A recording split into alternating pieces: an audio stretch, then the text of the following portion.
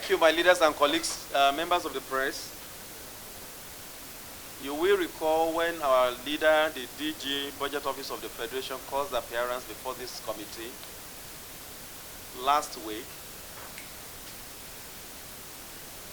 in respect of a letter to his office alleging underfunding, undermining, understaffing of the Office of the Auditor General of the Federation. The DG budget appeared and he denied our allegations, and he buttressed his position with the revelation that the Auditor General of the Federation had access to $36.1 million, and he promised to make available relevant documents to buttress his claim. And I'm happy to tell you all that we have his submission before us, and in line with our practices and convention, I will request the Director General, Budget Office of the Federation, to please take a look at the submission and place him under oath.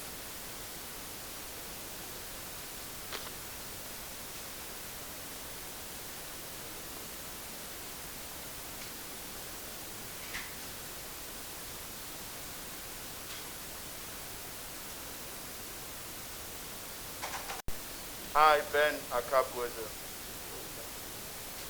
Director General, Budget Office of the Federation, do solemnly affirm that the evidence I shall give before the committee and all the documents that I will present before the committee shall be the truth, the whole truth, and nothing but the truth. So help me God. 26 November 2020. And I have signed. You're welcome, sir.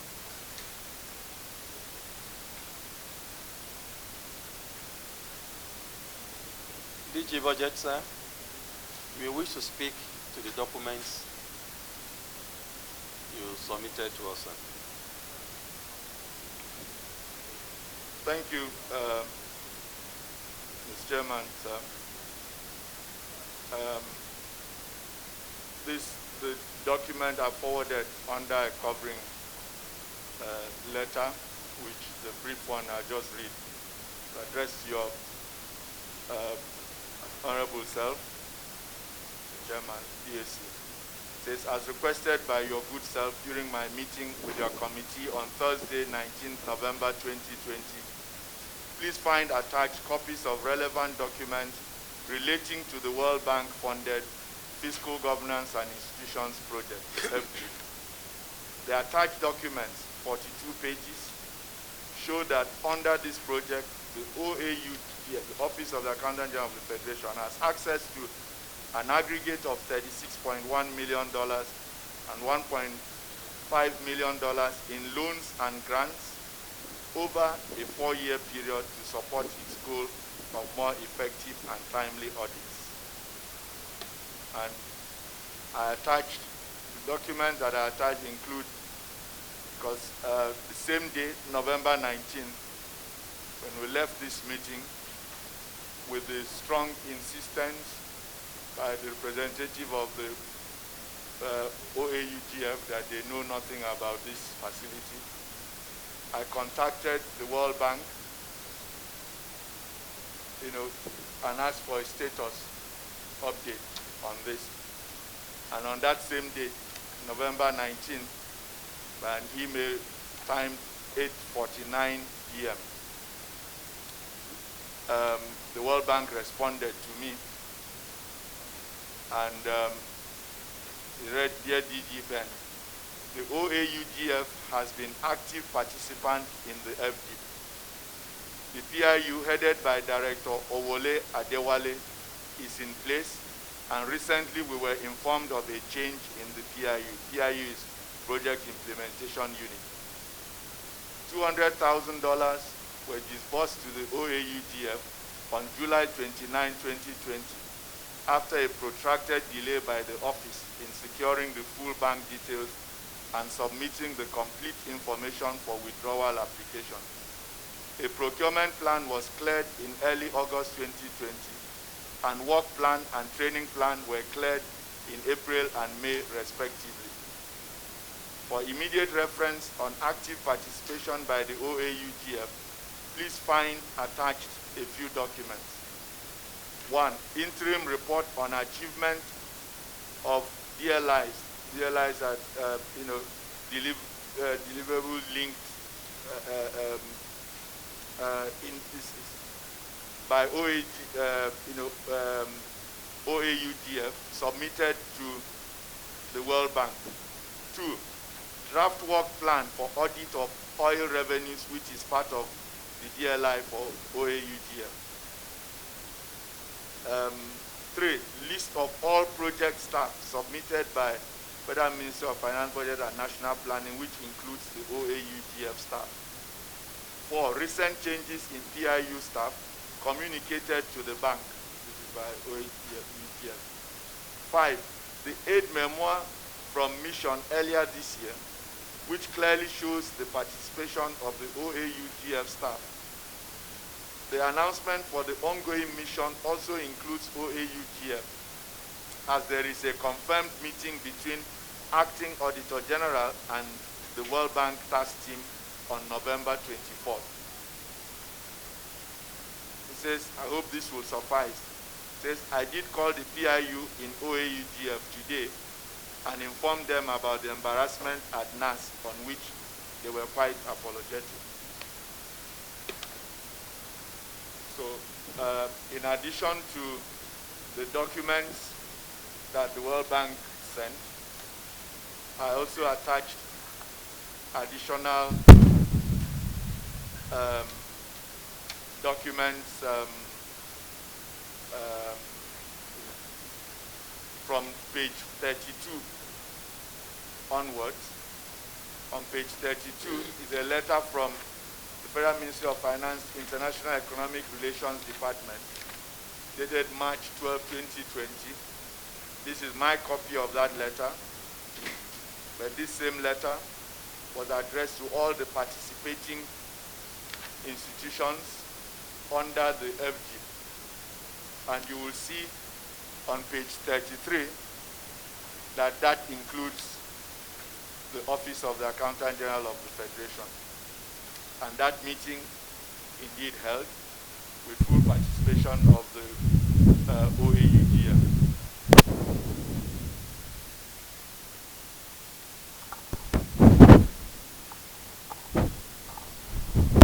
Okay. And then I also attached from page 34 what are called extracts from the FG project appraisal document. On a proposed credit in the amount of $125 million equivalent to the Federal Republic of Nigeria for a fiscal governance and institutions project, which is the FG. This document is dated May 31, 2018. On page 35, this document shows the beneficiary institutions, and the OAUGF, incidentally, is the first one listed. Okay, and OAUGF, you can see there, is entitled to a total of $36.1 million, which was scheduled to be disbursed over 4 years at $9 million each. The first year was $9.1 million, and then $9 million every year for the other 3 years.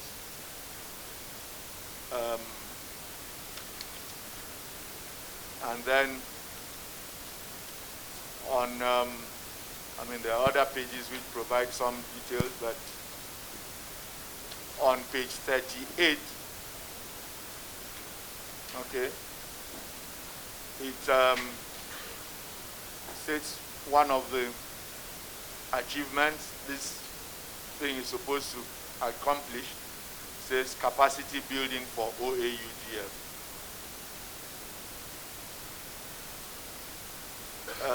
On page 39,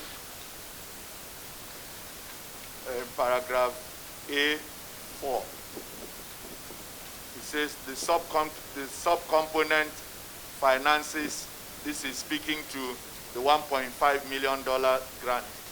He said the subcomponent finances the revenue assurance audits of the main revenue generating agencies by the Auditor General of the Federation. On page 40, again, there, paragraph 8, it provides further details about this $1.5 million, which includes building the capacity of the government to improve audit practices through training. Okay, that's $1 million. And then reconciliation of different types of audits and improvements in institutional cooperation between NATI and OEGF, $0.5 million. And then it says there in paragraph 9, this technical assistance, that's the $1.5 million, aims at improving the quality of audits over time and does not preclude the completion of regular external and internal audits. It does not include? Does not preclude. Okay, preclude. Okay, the completion of regular external and internal audits, i.e., doesn't preclude them. Those are all part of what this grant can be used to improve.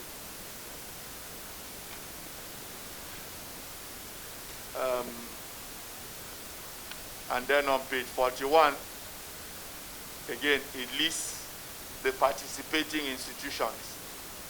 And in 1C there, you see the OAU-GF. On page 42, it shows there the steering committee for the FG. And you can see the OAU-GF in the top box at the right-hand corner. So, Mr. Chairman, sir, it's very strange for me 1 week ago to hear OAU-GF deny knowledge about the existence of this facility, which, as you can see, even as recently as July this year, they drew $200,000 from. Thank you. Thank you very much, Mr. DG, for making these documents available, which ordinarily we in the Parliament do not have access to. Say for your declaration when you appeared, your letter to us was dated 18th November, and the meeting and the mail from the status of from the World Bank body was on the 24th, according to them. The meeting of November 24th. They confirmed that they had meeting with the acting Auditor General on November, scheduled for 24th. Okay.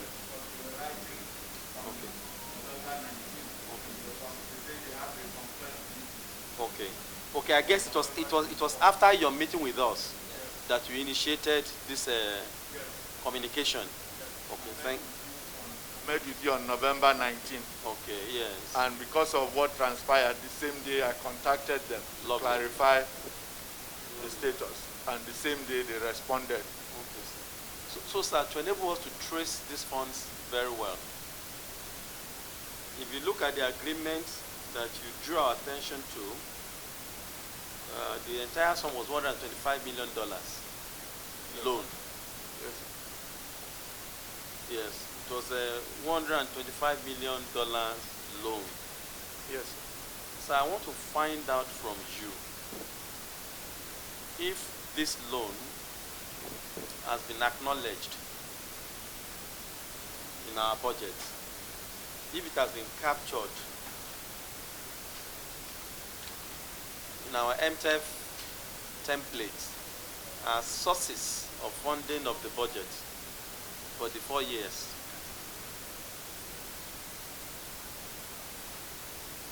That's correct, sir. That's what I indicated. Sir? That's correct. That's what I said at the last listen. That it is part of the first of all, it is part of the national borrowing plan approved by the National Assembly. Otherwise, without the approval of the National Assembly, the World Bank will not disburse. Okay. So this. So this kind of loan is not booked by DMO. No. It's currently by under our current structure. Those bilateral, multilateral are driven by the International Economic Relations Department in Ministry of Finance, but DMO, of course, is kept fully in the know. So DMO, in DMO's own record of the national debt, these will be reflected in the capture. But in terms of those who engage in the negotiations. So Mr. DG, who manages the funds? Who releases the funds? Well, is it the Accountant General of the Federation who releases the funds to the participating, to the beneficiaries of under the scheme? Who releases the fund?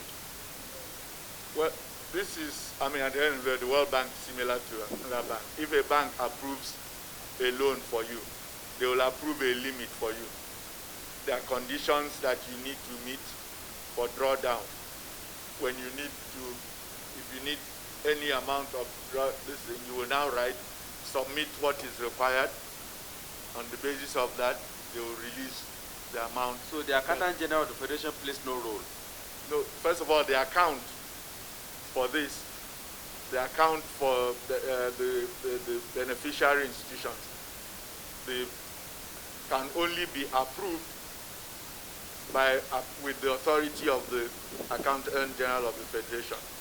So the Accountant General of the Federation knows about the existence, gives approval for the account, but the account is in the name, is with Central Bank, but in the name of the beneficiary. So this account is in the name of OEUGF. So when OEUGF wants to draw on this, they will write to the World Bank, submit the required documentation. The World Bank will release the amount that is to be disbursed. This amount will be released in dollars, but OEUGF does not get dollars. So between the CBN and the OAGF, it's converted to Naira. It will be converted to Naira, and the account of the OAUGF will be credited. And thereafter, it's for OAUGF to... Mr. Did you know why I asked that question? Yes. The Accountant General representative had appeared before this committee this morning, the Director of Funds specifically, and as Chief Accountant of the Federation, whose responsibility is to disburse funds to all the MBAs, we asked them to give us evidence of releases made to the Office of Auditor General. And in all fairness, the gentleman that appeared not to be in the knowing of the releases in this area. I'm just trying to clear that aspect. And from your submission, it is very clear that aside approving the opening of the account, they play no role in the release of the funds. So my worry is, how would they now be able to trace and track funds released to Auditor General if they do not, because we have law, we have a constitution. Section 881 is very clear that Mr. President has to lay before the Parliament an estimate, and that no amount shall be touched, spent except in a manner prescribed by the Parliament. So that's we are trying to look at the window, under which special window And that's why I asked her that if this facility, $125 million, has been captured in the MTEV, it has been, it's part of the pool of funds put together in the budget Mr. President laid, out of which the Auditor General of the Federation got the sum. They got it in the 2020, 2019, because I can see the document, this transaction started in 2018. From the agreement, I can see that this transaction, this discussion started in 2018. But from what you have said, I stand to be corrected, it appeared as if these funds has not been part of the Appropriation Act. Yes, please. Uncle, please off your mic, sir. Addendum to the concerns raised by the chairman, I also want to make this observation and seek a clarification from the DG. Now, like the chairman rightly said, the information available now is to the effect that the Accountant General's role only ends with the approval of the opening of the account by the benefiting agency with the World Bank. Now, if it is a loan, I'm also a little bit concerned about the repayment schedule. How does this also happen without the interface of the Office of the Accountant General of the Federation with the World Bank and the agency? Parliament, sir. And the National Assembly, which approves, the loan as part of the terms that you indicated in the MTEV. And then I also want a clarification on what component of this facility is the grant, because I can see 36.1 million naira and 1.5 million dollars, sorry please, and $1.5 million in loans and grants. So is it the $1.5 million dollar component that is the grant, and of which component of it has been drawn down? The $200,000 that was given, was that part of the loan component or the grant component? Thank you, Mr. Chairman, sir. Then, DG, I also want you to answer this question when you are responding to the grant and the loan, sir. Because I can see capacity building. Capacity building. Is Office of Auditor General allowed to hire personnel and pay salaries out of this grant, out of this loan, sir?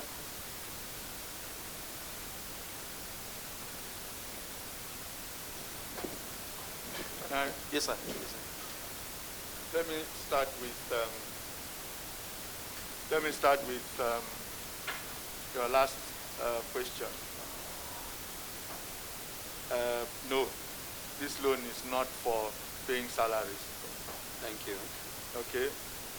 All salaries are provided for in the budget of the federal government for personnel that are so there's no, this is not for salary. Capacity building includes training. It includes hiring of embedded consultants who can support them on whatever workshops, whatever is needful to enhance their capacity. And to answer the question of the member, the $36.1 million is the loan component. $1.5 million is the grant component. To speak to what Mr. Chairman stated earlier on, okay, two issues. One, this here, you're right, this facility was negotiated in 2018 and this thing signed, okay?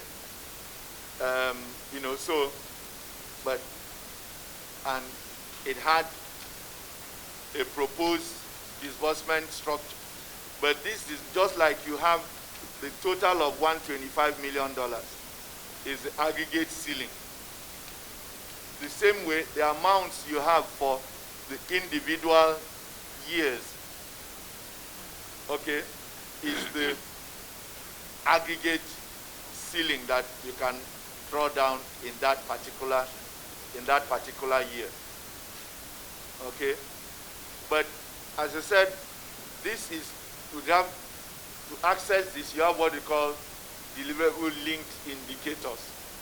Prerequisite requirements. Yes, so which the agencies have to satisfy for them to be able to draw, and it's up to the agencies to be able to do so.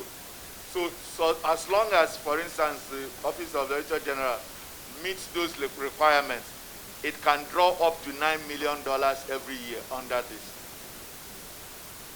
If you look at the... So what are the conditions now? What are the requisite requirements? Well, I mean, you know, each, you know, they would know for their, I can tell you, because the budget office is a beneficiary under that as well. I can tell you what ours is, but it's not my job to track what their own DLIs are. They know what the DLIs, they have their own project implementation unit, they sign on to you know, to this. Okay, leader, sir. I've just given you an extract from the larger document. The bigger document would include the you know, details of what they are supposed to do. But as you can see from the email by the World Bank, when it said there, it said $200,000 were disbursed to the OAUDF on July 29, 2020, after a protracted delay by the office in securing the full bank details and submitting the complete information for withdrawal application. Okay, Uncle, Mr. Digi, sir. Yes. There are 3 cost centers. When you look at the budget line, the budget of the agency, we have the personnel, we have the overheads, and we have capital. So the $36 million loan and the 1.5 million grants, is the agency allowed to use these funds to do any of these 3? I stated earlier on in response to your question that this, you know, paying salaries is not one of the... No, yes, that is clear, sir. So personnel is out. Exactly. Yes. I'm talking about capital now. Capital and overheads. Are they allowed to use this loan facility, sir, for capital, for development, and overheads? Are they allowed? You've answered that of personnel. Clearly, no. Yes, that's correct. Because, you know, they can buy computers. I know, for instance, that they can buy computers using this facility. For capital? Yes. They can spend this money for capital? Yes. Not just mere capacity building only? No, there are different, you know, components. In any case, capacity building, for instance, would include buying computers. Sir, do you know why I'm asking? Enhances your capacity. Yes. You know I'm asking this question? As a Nigerian, as a citizen of this country, I want to be able to differentiate taking a loan for capacity building and taking a loan for real development. And that's why I'm asking that question, that if this grant, if this loan is taken, for example, assume it's, for example, in the MTF 2021, the build-up, we came to the realization that, yes, this budget will be a deficit budget. So how do we finance the deficit? Of course, there were requests for loan, which the parliament approved. So when you borrow the loan, either from China or from multilateral institutions, World Bank, IMF, it comes, it is booked. We can also raise loan internally, treasury bills and all that. So when we put the funds together, it is the funds that is now appropriated and given to agencies to run programs, development, capital, recurrent, and personnel. Okay? But if we borrow money with a restriction, with a caveat, and we are giving conditions, in my opinion, as you can see from 2018, only 200,000 naira out of $9 million per year has been assessed. I'm not holding for the Auditor General because the Auditor General is there. The DG budget, further to his promise, has made available this document, and I'm sure you have a copy, and I want you to react to it. System. We drew on this facility. That's what we used to implement that system. In implementing that system, we needed to hire consultants. and the consultants were paid for this. And the way it works is you know, based on what you're supposed to do, you submit your procurement request to the World Bank, the task leader, the TTL, for the transaction, and they review it, and if it is consistent with the objectives of the loan as approved, they will approve disbursement and release the money to, you know, CBN for your account. DG, yes. Before I yield the floor to my deputy, will I be wrong, sir, to conclude that this loan and grants were not recognized in our Appropriation Act? You will be wrong. If you look at the appropriation bill for 2020, okay, you will see this is part of the multilateral, bilateral, you know, project-tied loans. Multilateral / bilateral project-tied loans and the related expenditure. If you look at for the appropriation bill for 2021 that is before you, you notice that from 2021 we have changed the format of the appropriation bill. The appropriation bill used to just show expenditures. The appropriation bill from 2021 shows both the sources it's an application of all the, yes, and then the expenditures. If you look at the appropriation bill for 2021, it includes a line there in terms of sources. You see the multilateral / bilateral project-tied loans. It's 709 billion naira plus. Those are the drawdowns scheduled in 2021. Sir, Mr. DG, from my layman economics knowledge and accounting background, that's why I'm thinking that if they are captured under our Appropriation Act, that it is the chief accountant of the Federation that should have right to disburse these funds, not World Bank. The World Bank does not disburse. When you say disburse, the World Bank is a lender. Every lender will disburse. That's just sir, like no, sir, excuse me, sir. I understand, yes. sir. Yes. Sir, just like the loans yes. we have taken yes. in respect of our railway projects. Yes. Just like the loan we've taken in respect of our airport projects. Yes. I am aware that these loans were booked by DMO. Yes. Right? Yes. So if you call DMO now to bring the totality of the various loans that we are owing, you will see them. Yes. And you will see the application. You will see yes. the projects to which these loans are tied to. Yes. Right? And I don't think that it is the banks that disburse funds to the ministry directly, as it is being shown here, that it is the World Bank that disbursed $200,000 to the Office of the Auditor General. I would have probably expect the Accountant General. Indeed, sir, in terms of the railway loans, yes, sir. The banks don't even disburse to central bank. They disburse to the contractors. Based on the based on the terms of the agreement. Yes. So but, that's what I'm saying. No, but excuse me, sir. No, I'm coming, yes. sir. DG. Yes. But it is captured. Yes. They are recognized. Yes. In our Appropriation Act. And if you ask the Accountant General of the Federation, you'll be able to speak to them.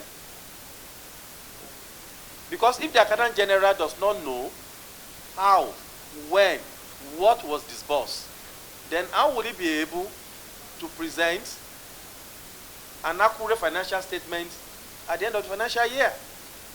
This is my fear, sir. And I'm asking this question, sir, because we are going to take on the Auditor General of the Federation to find out, based on your advice, that it is the Auditor General that should answer certain questions.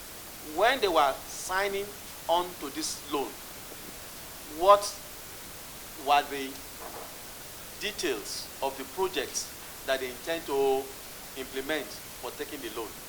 And Clark, you have to do justice to this. You have to do a letter to the Auditor General of the Federation to furnish us with the details of their own submission, contrary to the assertion earlier that they are not, that do not have such facility. Because from the presentation of Mr. DG, we have seen submission, even a letter from the Auditor General of the Federation, without being prejudicial, Auditor General, we've seen a letter from the Auditor General where they furnished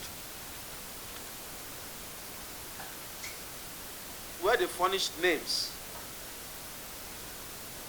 of project implementation units, where they also furnished, the letter was signed by one Mr. Kaiuta Damula from Bogos, from Mangu Bogos. We also have a place in your submission, Mr. DG, sir. We have also seen where the Auditor General also furnished account details.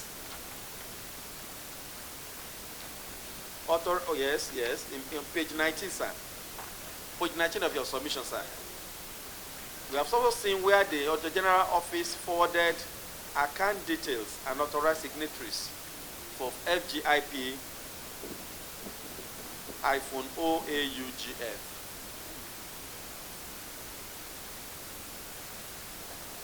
So based on these documents, sir, Mr. Clark, please write to the Auditor General of the Federation to furnish us with a comprehensive position submission on their participation on this scheme and how much they have drawn and what is even the purpose of the loan in the first place. Because we cannot be crying out here based on their presentation. Mr. DG, you have a copy of their letter to us, which I gave to you. The copy of the letter from Auditor General, which I gave to you. And you read the content, where they complain of lack of personnel. In any case, you must have personnel before you can even develop their capacity. So if they don't have personnel, how do you develop the capacity of such personnel? And that's why I'm interested, that's why we're interested in what is the purpose of the loan and the grants. Yes, please. Mr. Chairman, I think in addition, all the project implementation units in the Office of the Auditor General should be summoned to appear before us for engagement.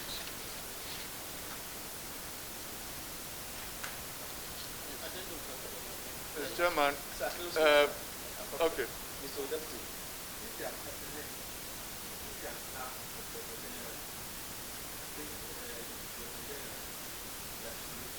is the Auditor General that actually should first appear. We will yield the floor to him. Because there's also the angle of consultants that were hired. Payment of consultants. Yes, go ahead. Yes, thank you, Mr. Chairman. And I think, Mr. Chairman, it will also be right if we ask the Minister of Finance to supply this committee with the agreement of this loan, because that agreement will contain more details of the items required by the various agencies of government, and that will help us to check, to collaborate whether that document goes with what the mandate of the Auditor General of the Federation is actually doing in implementing this law. We have the agreement with us. We have the agreement. Yes, the agreement is with us. Okay. The DG furnished us with the agreements. Thank you, Mr. Chairman. Let me speak to the matter of personnel. As I said, this is not for personnel. The federal government doesn't borrow from any bank to pay its personnel. With respect to the matter of personnel, we are aware of a pending request by the Auditor General for recruitment of 247 people. Okay? That request could not make progress this year because pursuant to COVID-19, the federal government suspended all recruitment outside of the health and security sectors, which were the only sectors that were not shut down throughout the period. Mr. DG, sir. Let me land, sir. On that, before I forget, sir, Mr. Yes. DG, Yes. this year alone, Yes. I can tell you so many agents of government that I've hired. As outside the health sector, I can tell you so many agents of government that have gotten approval from the Federal Character Office, your office of the Head of Service, that have recruited this year. Because we have a committee of Federal Character in the house. That's not correct. Not from my office, not from the office of the Head of Service, because the Head of Service herself, of the Federation herself, has gone on record at the Federal Executive Council meeting that I was in attendance to say that her office has not given any approval. I'm not saying nobody has recruited, and that's why we're making the point that some people have recruited legally without following due process. And that is a different track. There's a committee, of government that I chair that is working on this to track down those agencies that may have recruited without this thing, and the president is determined to exact sanction. So if you know such whatever, if they tell you that they recruited on the strength of approval by Head of Service and the Budget Office, they should show you copies of those approvals. So we can't go contrary to the presidential approval. What we have done, because we considered the request by the Auditor General meritorious, and even though they have not procured the requisite documents to support that to us, we have made provision in their 2021 personnel budget for the 247 people that they planned, in anticipation that come 2021, the coronavirus behind us, that the government will lift the suspension. And that's the most that we can do in the circumstance. When the Auditor General's office appeared at the budget bilateral meeting, and they complained that the amount allocated to them was inadequate, we drew their attention to the resources available to them under the FG. I reminded them that was taken into account in as part. Okay, and they were enjoined to sort out whatever difficulties they were having with the World Bank. The money is available there for whatever ones they meet those requirements, and be able to access the funds and supplement what they have. As I said earlier, this amount is captured in the fiscal framework approved by NAS. It is captured in the budget that is currently before the National Assembly for consideration. Thank you. As I stated earlier,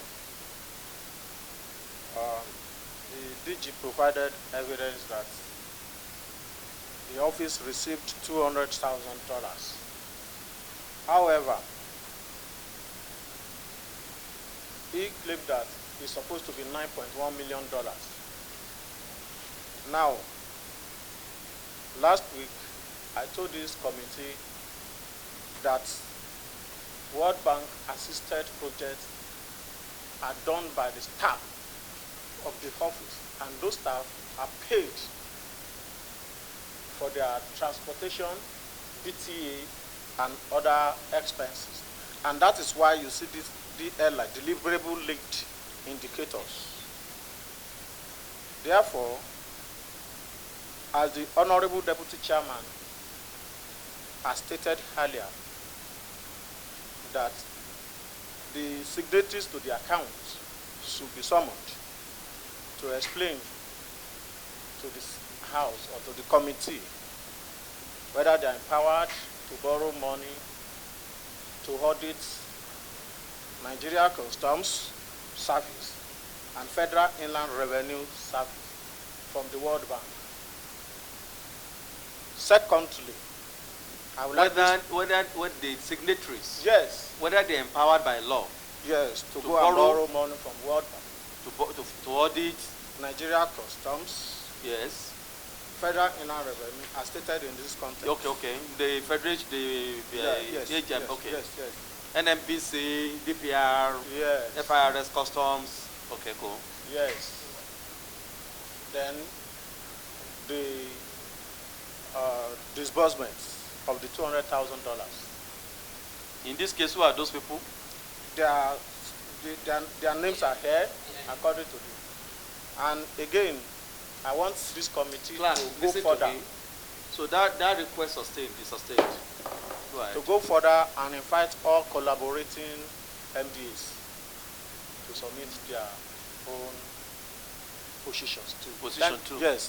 Thank you, Mr. Chairman. That request is also sustained.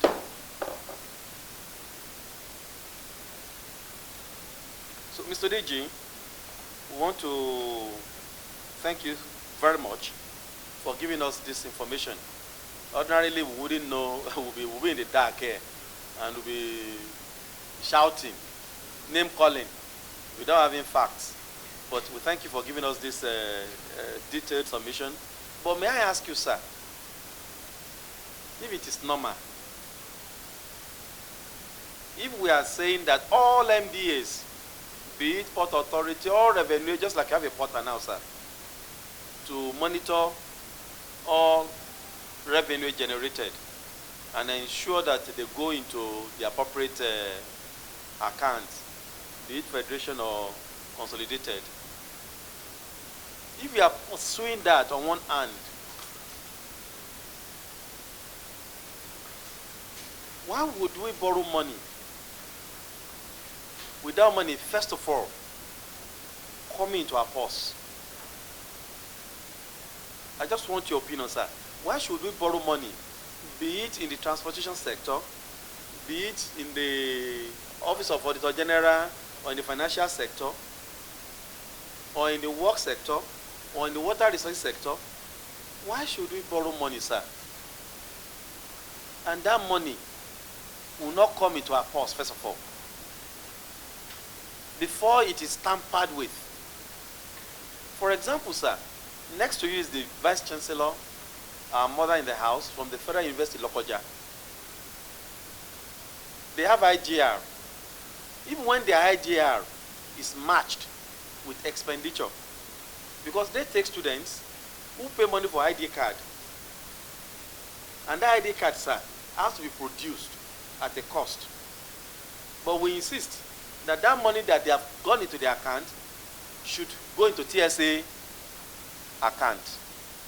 And even when they touch it, some of them have been queried by their relevant standing committees of the House for disobeying the provision of the Constitution by touching that money, by not allowing that money to go into the consolidated fund, and except it is appropriated in a manner prescribed in the Appropriation Act, that they have no right to touch such funds. So I'm just curious. I'm just wondering that if Nigeria should borrow money for capacity building, and then the Auditor General can just relate with World Bank and take the money. And if we can borrow money to do railway, and the company can just, based on the agreement we sign, and the company can just take the loan and just tell you that based on the bill of quantities I presented to you, I'm going to use the money I borrowed to use, and you have to pay back. I think something is missing, in my opinion. I stand to be corrected, sir. Thank you, Mr. Chairman. The truth is, the situation is not as loose as it may appear. Yes, sir. First of all, when you say it doesn't come to our purse, that's not quite correct, sir. Because our purse is not a single account. That's why there's a concept of treasury single account. The federal government and its agencies have hundreds of accounts, thousands of accounts at central bank. But those accounts are viewed as one account. They're consolidated. That's why I call it treasury single account. So even that account of the OAUGF, into which that money is disbursed, is part of our purse, because it's viewed holistically, it's consolidated. And the loan from China and other... Let me land. Yes, sir. Go ahead, sir. Go ahead. Okay. We're learning, sir. Okay. And every agency of government, okay, has what you call the DFA department, Directorate of Finance and Accounts. The staff of the DFA are staff of the Accountant General of the Federation. So the Accountant General of the Federation is represented in each of those agencies. In those agencies, the signatories, the people who whatever and all of who disburse money and all of that would normally be, and that's why no account, you can see even this account, the establishment of it, this account will not be established without the Office of the Accountant General giving approval. Therefore, we cannot give approval for the account and then say they don't know about the existence of the account, because the account is approved with their, and they have full view. They have full view of all the accounts of government in central bank, regardless of which name. Whether the account is in the name of BOF, in the name of OEGF, the Office of the Accountant General has full view of those accounts. And the Office of the OEGF has full access to those accounts. That's why if agencies don't make remittance, the Accountant General can go into their account and take the money. So with respect to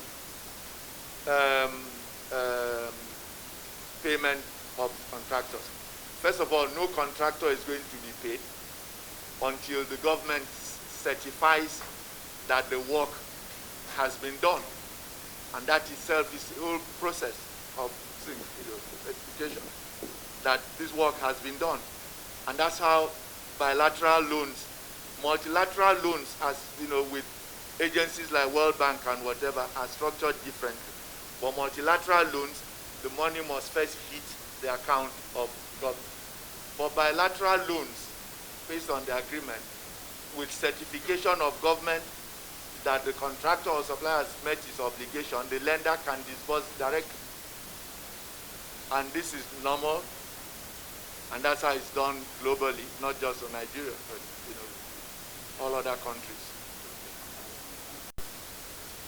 And the response of the Auditor General, our ruling is that the Auditor General of the Federation should forward details, processes of consultants. That is the process of hiring consultants, and the personnel deployed, engaged with the loan and grants from the World Bank under the Fiscal Governance and Institution Project credit number 62880. Our sound and erudite Director General of Budget Office, we also want all the participants to cause appearance before this committee to tell us the components, the purpose of the loan.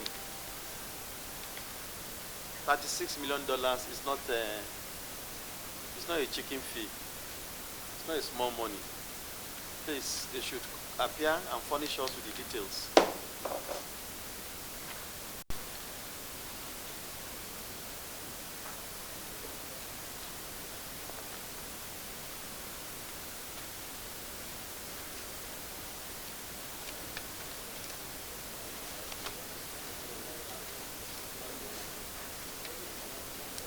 Next is our mother in the house from